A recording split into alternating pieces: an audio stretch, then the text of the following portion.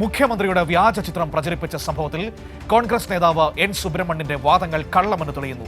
സുബ്രഹ്മണ്യൻ പ്രചരിപ്പിച്ചത് AI നിർമ്മിത photo തന്നെയാണ്.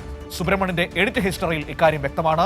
ഫോട്ടോ വിവാദമായതിനെ തുടർന്ന് ഫേസ്ബുക്കിൽ നിന്ന് കിട്ടിയതെന്നായിരുന്നു സുബ്രഹ്മണ്യന്റെ വാദം. വിവരങ്ങളുമായി PV കുട്ടൻ ചേരുകയാണ്. നോക്കാം എന്താണ് ആ സംഭവത്തിന്റെ പൂർണ്ണമായ രൂപമെന്ന്. കുട്ടൻ, ഗുഡ് മോർണിംഗ്. ഏതായാലും ഇവർ കോൺഗ്രസ് നേതാക്കൾ പറയുന്നത് അത് യഥാർത്ഥ ചിത്രമെന്നാണല്ലോ. എന്നാൽ വസ്തുത എന്താണ് കുട്ടൻ? അതൊരിക്കലും യഥാർത്ഥ ചിത്രമല്ലല്ലോ. കാരണം യഥാർത്ഥ ചിത്രമായിരുന്നുവെങ്കിൽ അതിലെ ഫോട്ടോ, ആദ്യ ഫോട്ടോ ഡിലീറ്റ് ചെയ്യുന്നുണ്ട് ഈ എൻ സുബ്രഹ്മണ്യൻ. അത് ഹിസ്റ്ററിയിൽ വ്യക്തമാണ്.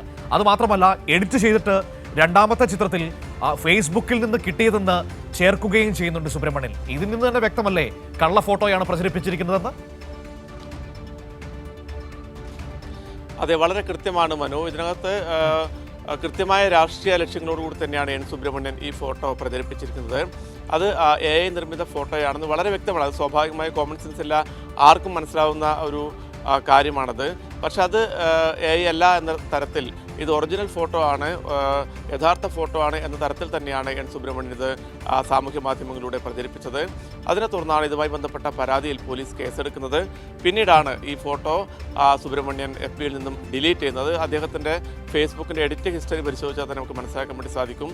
വളരെ കൃത്യമായ ആ ഫോട്ടോ എഡിറ്റ് ചെയ്തതാണ്. പിന്നീട് വീഡിയോയിൽ നിന്ന് കട്ട് ചെയ്തൊരു ഫോട്ടോ, അതും ഒറിജിനലാണെന്ന തരത്തിൽ അവിടെ ഇടുന്നു. പക്ഷേ ആദ്യത്തെ ഫോട്ടോ, AI നിർമ്മിത ഫോട്ടോ FBയിൽ നിന്നും എൻ സുബ്രഹ്മണ്യൻ നീക്കം ചെയ്യുകയാണ്. യഥാർത്ഥത്തിൽ അത് വളരെ കൃത്യമായി AI നിർമ്മിത ഫോട്ടോ ആണ് എന്ന് അറിഞ്ഞുകൊണ്ട് തന്നെയാണ് എൻ സുബ്രഹ്മണ്യൻ അത് പോസ്റ്റ് ചെയ്തിരിക്കുന്നത്. അതുമാത്രമല്ല മനു, ഇതിനകത്ത് മറ്റൊരു പ്രധാനപ്പെട്ട കാര്യം, ഈ സംഭവത്തിന് ശേഷം ഇന്നലെ നമുക്കറിയാം വലിയ രീതിയിലൊരു രാഷ്ട്രീയ വിവാദം ഉണ്ടാക്കുന്നതിന് വേണ്ടിയാണ് കോൺഗ്രസിൻ്റെ നേതാക്കളൊക്കെ ശ്രമിച്ചത്. പോലീസ് ഇതുമായി ബന്ധപ്പെട്ട് വളരെ സ്വാഭാവികമായ നിയമ നടപടികളാണ് സ്വീകരിച്ചത്. അല്ലാതെ മറ്റൊരു പോലീസ് അതിക്രമം ഒന്നും അവിടെ ഉണ്ടായിരുന്നില്ല. അത് എൻ സുബ്രഹ്മണ്യൻ തന്നെ പറയുന്നുണ്ട്. സുബ്രഹ്മണ്യനെ സ്വാഭാവികമായും ഈ കേസുമായി ബന്ധപ്പെട്ട കാര്യങ്ങൾ അന്വേഷിച്ചറിയുന്നതിന് വേണ്ടി, ചോദ്യം ചെയ്യുന്നതിന് വേണ്ടി പോലീസ് സ്റ്റേഷനിലേക്ക് വിളിക്കുന്നു. അത് ഈ കേസ് രജിസ്റ്റർ ചെയ്ത് അദ്ദേഹത്തെ അപ്പോൾ തന്നെ ജാമ്യത്തിൽ വിടുകയും ചെയ്യുന്നു. പക്ഷേ ഇതിനെയാണ് പിന്നീട് ഒരു വലിയ പോലീസ് അതിക്രമം എന്നൊക്കെയുള്ളൊരു പ്രചാരം നടത്തി, ഒരു കള്ളപ്രചാരം നടത്തി സംസ്ഥാനമാകെ കോൺഗ്രസിൻ്റെ നേതാക്കൾ പല സ്ഥലങ്ങളിൽ നിന്നും പ്രതികരണവുമായി രംഗത്ത് വരുന്നു. അതിനുശേഷം പ്രതിപക്ഷ നേതാവ് VD സതീശൻ തന്നെ ആഹ്വാനം ചെയ്യുന്നത് ഈ ഫോട്ടോ നമ്മൾ വീണ്ടും പ്രചരിപ്പിക്കും എന്നുള്ളതാണ്. അങ്ങനെ ഇതൊരു എല്ലാ കോൺഗ്രസ് അംഗങ്ങളോടും പറഞ്ഞിട്ടുണ്ട് ഈ ഫോട്ടോ പ്രചരിപ്പിക്കാനെന്നാണ്. അതിൽ നിന്ന് എന്താണ് പ്രതിപക്ഷ നേതാവ് അർത്ഥമാക്കുന്നത്? ഈ തെറ്റായ ഫോട്ടോ, ഇല്ലാത്ത ഫോട്ടോ പ്രചരിപ്പിക്കാം എന്ന് പറയുന്നതിൽ നിന്ന് പ്രതിപക്ഷ നേതാവ് ഉദ്ദേശിക്കുന്നത് എന്താണ് കുട്ടൻ? എത്രമാത്രം അപകടകരമായ ഒരു കാര്യമാണ് അദ്ദേഹം പറയുന്നത്. ഒരു രാഷ്ട്രീയ ലാഭത്തിന് വേണ്ടിയാണെങ്കിൽ പോലും അങ്ങനെയൊക്കെ പറയുന്നത് ഒരു ഉത്തരവാദിത്തപ്പെട്ട സ്ഥാനത്ത് നിൽക്കുന്ന ഒരാൾക്ക് പറ്റിയ പരിപാടിയാണോ? അല്ല, അതാണ് മോൻ. ഇത് ഇന്നും ഇന്നലെയും കോൺഗ്രസിൻ്റെ നേതാക്കൾ തുടങ്ങിയതല്ല. നമുക്കറിയാം, നേരത്തെ തന്നെ EP ജയരാജൻ്റെ, CPIഎമ്മിൻ്റെ മുതിർന്ന നേതാവ് EP ജയരാജൻ്റെ ഉൾപ്പെടെയുള്ള കൂടെ നിൽക്കുന്ന ഫോട്ടോ എന്നൊക്കെ കാട്ടി പ്രചരിപ്പിച്ച ഫോട്ടോ അന്ന് മോർഫിംഗ് ആയിരുന്നു. ഇപ്പോൾ AI സംവിധാനം വന്നതോടുകൂടി AI ഉപയോഗിച്ചുകൊണ്ട് ഏത് തരത്തിലെ ഫോട്ടോയും നിർമ്മിക്കാൻ വേണ്ടി പറ്റും.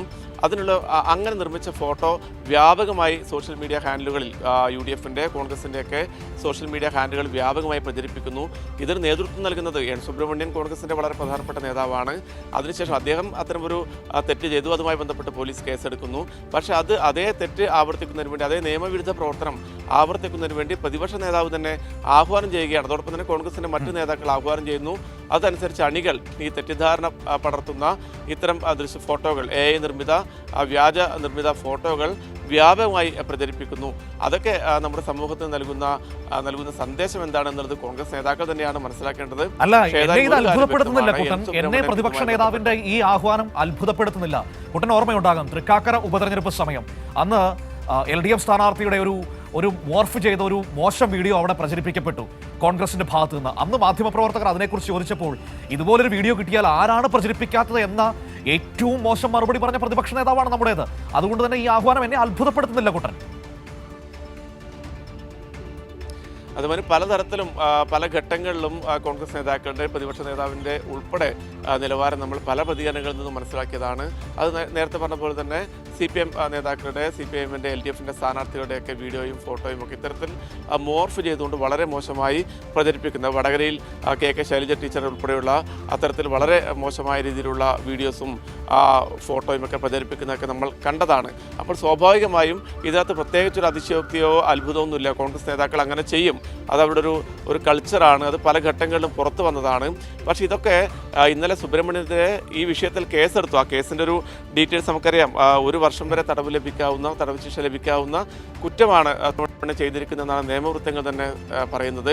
ആ ഒരു കേസെടുത്ത് പോലീസ് അതിൻ്റെ നിയമ നടപടി സ്വീകരിക്കുന്ന ഘട്ടത്തിലാണ് ഈ നിയമവിരുദ്ധ പ്രവർത്തനങ്ങൾ നടത്തുന്നതിന് വേണ്ടി വീണ്ടും ഈ വ്യാജ ഫോട്ടോ പ്രചരിപ്പിക്കുന്നതിന് വേണ്ടി VD സതീശൻ തന്നെ ആഹ്വാനം ചെയ്യുന്നത്. ഇത് കേരളത്തിൽ സാമൂഹ്യ മാധ്യമങ്ങൾ ഉൾപ്പെടെ വലിയ ചർച്ചയായിരിക്കുകയാണ്. ഇന്നലെ പോലീസിൻ്റെ നടപടി വന്നതിന് ശേഷം കോൺഗ്രസ് നേതാക്കളുടെ കൂട്ടക്കരച്ചിൽ പല കേന്ദ്രങ്ങളും നമ്മൾ കണ്ടതാണ്. KC വേണുഗോപാൽ മുതൽ ഇങ്ങോട്ട് താഴെ DCC പ്രസിഡന്റ് വരെയുള്ള നേതാക്കളൊക്കെ എന്തൊക്കെയാണ് മാധ്യമങ്ങളോട് പറഞ്ഞതെന്ന് നമ്മൾ കണ്ടതാണ്. മനു, മാധ്യമങ്ങൾക്കൊരു പ്രധാന പങ്കില്ലേ? നോക്കൂ, ഈ വിഷയവുമായി ബന്ധപ്പെട്ട് വാർത്ത വന്നപ്പോൾ മാധ്യമങ്ങൾ നൽകിയത് എങ്ങനെയായിരുന്നു? മുഖ്യമന്ത്രിയുടെ ഫോട്ടോ പ്രചരിപ്പിച്ചതിന് കേസെടുത്തു എന്നായിരുന്നില്ലേ? യഥാർത്ഥത്തിൽ ഫോട്ടോ പ്രചരിപ്പിച്ചതിനാണോ കേസെടുത്തത്? ഇല്ലാത്ത ഫോട്ടോ ഉണ്ടാക്കി പ്രചരിപ്പിച്ചതിനല്ലേ കേസെടുത്തത്? എന്തുകൊണ്ടാണ് വ്യാജ ഫോട്ടോ എന്ന് പറയാൻ മാധ്യമങ്ങൾ മടിക്കുന്നത്? അപ്പോൾ ഈ കോൺഗ്രസ് കാണിക്കുന്ന എല്ലാ നിയമവിരുദ്ധതയ്ക്കും എല്ലാ മോശം കാര്യങ്ങൾക്കും മാധ്യമങ്ങൾ കുടപിടിക്കുന്നു എന്നത് അതീവ ഗൗരവതരമായ ഒരു പ്രശ്നം സൃഷ്ടിക്കുകയാണ് നാട്ടിൽ. മനു, എല്ലാ കാലത്തും UDFനും കോൺഗ്രസിനും ഈ നേതാക്കൾക്കൊക്കെ മാധ്യമങ്ങളുടെ ഒരു പ്രത്യേക പ്രിവിലേജ് ഉണ്ടാകും. നമ്മൾ പല ഘട്ടങ്ങളിൽ നമ്മൾ കാണുന്നതാണ്. 2 LDFനോടും UDFനോടും വാർത്താ തരത്തിൽ ഏത് തരത്തിലുള്ള ഇടപെടലാണ് നടത്തുന്നത് നമ്മൾ പല ഘട്ടങ്ങളിലും കാണുന്നതാണ്.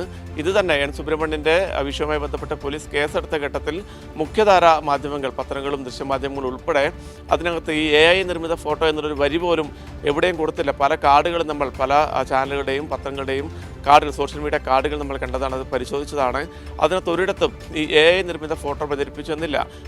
മനു പറഞ്ഞതുപോലെ തന്നെ മുഖ്യമന്ത്രിയും പോറ്റിയും ഒന്നിച്ചുള്ള ഫോട്ടോ പ്രചരിപ്പിച്ചതിന് കേസെടുത്തു എന്നുള്ളതാണ്. അപ്പോൾ സ്വാഭാവികമായി ഇത് വായിക്കുന്ന പൊതുജനങ്ങൾ അത് പൂർണ്ണമായും ആ വാർത്തയെ തെറ്റിദ്ധരിക്കും. കാരണം അവർ പറയുന്നതാണ് ശരി എന്നുള്ളത് തെറ്റിദ്ധരിക്കും. പിന്നീടാണ് ഇത്തരം തെറ്റായ വാർത്ത കൊടുത്തതിന് ശേഷമാണ് ഈ തിരുത്തൊക്കെ കൊടുക്കുക. പക്ഷെ തിരുത്തൊക്കെ എത്ര പേര് കാണും എന്നുള്ളത് നമുക്കറിയാവുന്നതാണ്. കേരളത്തിലെ മാധ്യമ ഒരു വിഭാഗം നമുക്കറിയാവുന്നല്ലേ കുട്ടൻ? അതൊക്കെ വളരെ രസകരമാണ് ഈ കാര്യങ്ങൾ. ഒരു കാര്യം കൂടി പറയാം കുട്ടൻ. ഇപ്പോൾ ഒരു കാര്യം ഞാൻ പറയാം. അതിനുശേഷം ഇന്നലെ ഈ വീഡിയോ പുറത്തു വന്നല്ലോ, അതായത് ഈ ഉണ്ണികൃഷ്ണൻ പോറ്റി വന്ന ആ ചടങ്ങിന്റെ വീഡിയോ പുറത്തു വന്നല്ലോ. സ്പോൺസറുടെ കൂടെയാണ് ഉണ്ണികൃഷ്ണൻ പോറ്റി അവിടെ വന്നത്. ആ ആംബുലൻസിന് താക്കോൽ കൈമാറുന്നു. അതിൽ ഒരിടത്തും മുഖ്യമന്ത്രിയുമായി ഉണ്ണികൃഷ്ണൻ പോറ്റി സംസാരിക്കുന്നില്ല. നമ്മളടക്കമുള്ള കുറേ മാധ്യമങ്ങൾ അത് ആ രീതിയിൽ തന്നെ കൊടുത്തു. ഉണ്ണികൃഷ്ണൻ പോറ്റി മുഖ്യമന്ത്രിയുമായി സംസാരിച്ചു എന്ന വാദം തെറ്റ് എന്ന രീതിയിൽ നമ്മളടക്കമുള്ള ചില മാധ്യമങ്ങൾ കൊടുത്തു. എന്നാൽ ഈ നാട്ടിലെ ഒന്നാമത്തെ ചാനലൊക്കെ എന്ന് അവകാശപ്പെടുന്ന ചില ആളുകളുണ്ടല്ലോ, അവരൊക്കെ അത് കൊടുത്തത് എങ്ങനെയാണ്?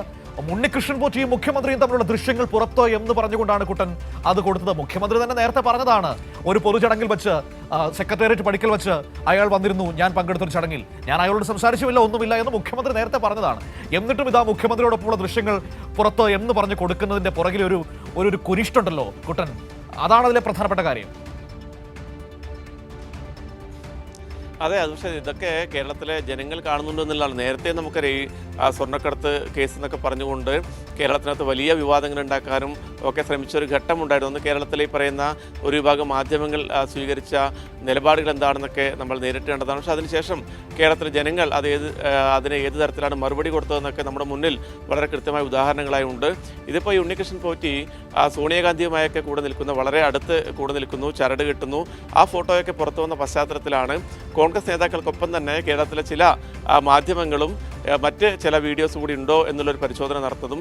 ഇത് നേരത്തെ തന്നെ മുഖ്യമന്ത്രി വളരെ കൃത്യമായി പറഞ്ഞതാണ്. ഈ ആംബുലൻസ് കൈമാറ്റ ചടങ്ങിൽ അവിടെ സെക്രട്ടേറിയറ്റ് മുമ്പിൽ അത് പൊതുപരിപാടിയാണ്. ആ പൊതുപരിപാടിക്കകത്ത് വരുന്നു, ആ സ്പോൺസർ കൂടെ വരുന്നു, മറ്റ് പ്രധാനപ്പെട്ട ഉദ്യോഗസ്ഥരൊക്കെ ആ ചടങ്ങിൽ പങ്കെടുക്കുന്നുണ്ട്. വളരെ കൃത്യമായി ആ താക്കോൽ ഏറ്റുവാങ്ങി മുഖ്യമന്ത്രി അവിടുന്ന് പോകുന്നു. മറ്റൊരു തരത്തിലുള്ള അസ്വാഭാവികമായ ഒരു ദൃശ്യങ്ങളും ഒരു കാഴ്ചയും അവിടെ ഉണ്ടായിട്ടില്ല.